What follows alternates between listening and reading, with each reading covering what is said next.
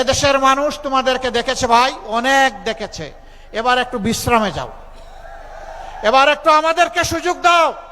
অবহেলা অবজ্ঞা করতে হবে? আমরা কথা দিচ্ছি এই বঞ্চিত এলাকা থেকেই ইনশাআল্লাহ বাংলাদেশের উন্নয়নের বিসমিল্লাহ হবে ইনশাআল্লাহ। যুগ যুগ ধরে এই এলাকার মানুষকে বঞ্চিত রাখা হয়েছে, আর তাদের অনুভূতিকে সস্তা পুঁজি করে ক্ষমতার মস্তদে পালা বদল করে অনেকে গিয়েছেন। জনগণের দিকে তাকানোর সময় 5 বছরে একবার হয়, আর বাকি সময় জনগণকে তারা চিনেন না। আমরা সেই বসন্তের কুকিল না। আমরা বিপদেও আছি, আমরা সুখের সময়ও আছি। আমরা বিপদের সময় দেশ ছেড়ে চলে যাই না, আমরা মাটি কামড়ে পড়ে থাকি, মাটি কামড়ে পড়ে থাকবো ইনশাআল্লাহ।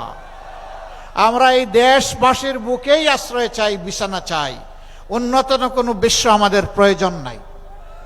বাংলাদেশে আল্লাহ দান করেছেন, এটি আমাদের জন্য যথেষ্ট।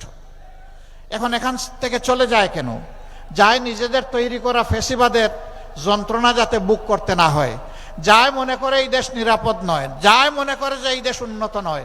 তো উন্নত হতে বাধা দিয়েছিল কে তোদেরকে? তোরা তো পালাক্রমে দেশ শাসন করলি, তো আমার দেশটাকে দেশ হিসেবে গড়লি না কেন?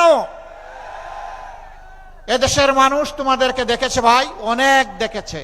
এবার একটু বিশ্রামে যাও, এবার একটু আমাদেরকে সুযোগ দাও।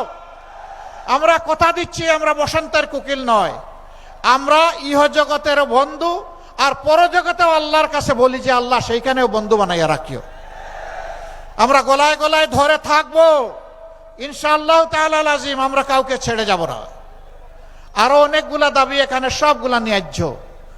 আমরা ঘোষণা দিয়েছি উত্তরবঙ্গকে ইনশাআল্লাহ আমরা কৃষি শিল্পের রাজধানী হিসাবে গড়ে তুলব। তখন কর্মসংস্থান যেমন হবে, সারা দেশ উপকৃত হবে। দেশের উৎপাদিত শস্য এবং বিভিন্ন পণ্য ইনশাআল্লাহ শুধু দেশের চাহিদা পূরণ করবে না, বিদেশেও রপ্তানি হবে। আমরা সেই শিল্প, পুরা এলাকাকে আমরা শিল্পে সমৃদ্ধ করতে চাই। আপনারা শুধু দোয়া করবেন, কথা যা দিচ্ছি আমাদেরকে যদি আল্লাহ তাআলা এই দেশ সভার সুযোগ দেন, আমরা যেন আপনাদেরকে ভুলে না যাই।